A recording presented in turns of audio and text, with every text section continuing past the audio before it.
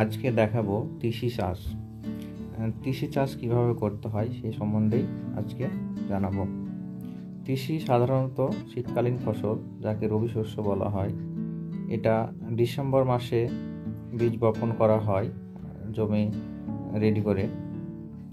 তারপর এটা ধীরে ধীরে বেড়ে ওঠে এবং এটা শীতের শেষে ফসলটা তোলা হয়। এটা ডিসেম্বরের শেষে বপন করা হয়েছিল, তারপর ধীরে ধীরে বেড়ে উঠেছে। তা 1 মাস পরের এটা ছবি। গাছগুলো সুন্দরভাবে বেড়ে উঠছে।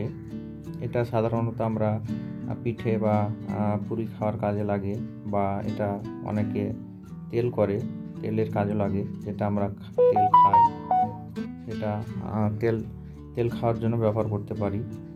বিশেষত আমরা পিঠে বা পুরি খাওয়ার জন্য এটা চাষ করে থাকি। এটা বাড়িতে অল্প অল্প জায়গায় চাষ করা যায় বা ছাদ বাগানেও চাষ করা যায়।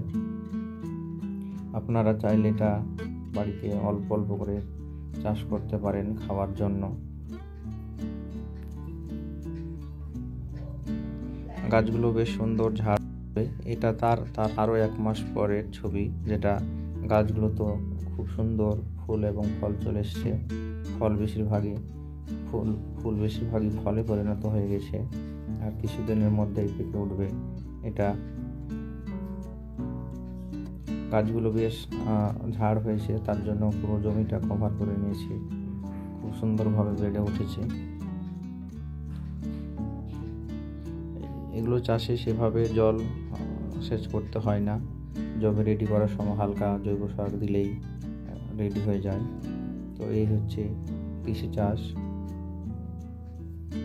আপনারা চাইলে বাড়িতে অল্প অল্প জায়গায় চাষ করতে পারেন বাড়ির খাবার জন্য।